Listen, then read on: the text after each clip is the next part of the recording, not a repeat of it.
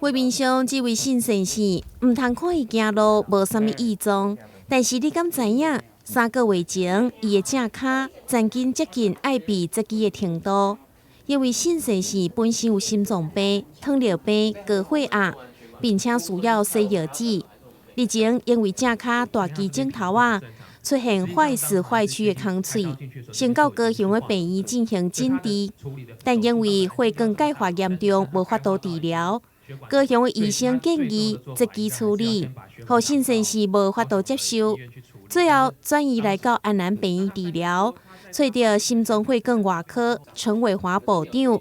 使用血管扩张术，也有安装支架，将塌掉的血管拍通，并且成立慢性空喙团队，结合心脏血管外科、整形外科以及药剂科，经3科联合照顾。最后总算会当保掉姓陈氏的正脚。我去遐洗肾的医生讲，伊爱顾起啦。尾仔想对治疗呢，陈医师都厉害，个唐医师都厉害啊，然后我还较以后科技之间的合作要能够像我们医院的这样合作的这么密切的，应该算是很少。大部分就是单科解决了，可能觉得不行了就把它截肢解掉了。那外科医师坦白说，对于内科的疾病的了解，绝对是没有像内科医师这么的深刻。像比如说内科医师，他对于血糖的控制、洗肾，然后电解质的控制这些东西，外科医师可能没有办法像内科医师这么的细致，所以呢，我们这个东西我们需要内科医师。那还有就是说，我们讲脚的伤口其实就有像一盆花，一盆花如果说没有浇水的话，慢慢的花就干死了。那脚趾头的也是一样，如果说他的脚下肢的伤口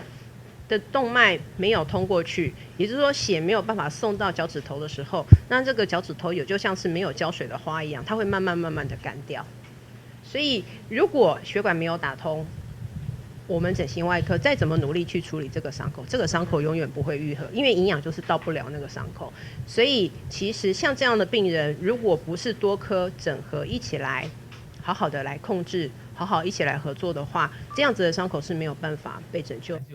安南病院3天来类似案例总共有466件，其中有一半拢是洗药剂的患者。透过成立慢性空喙团队，联合3科医疗照护，已经成功救活440支骹腿。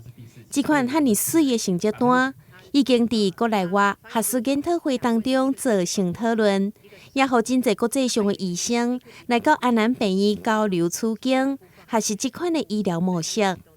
台南新闻张伟忠采访报道。BB 宽屏超优惠，120枚，每月只要888。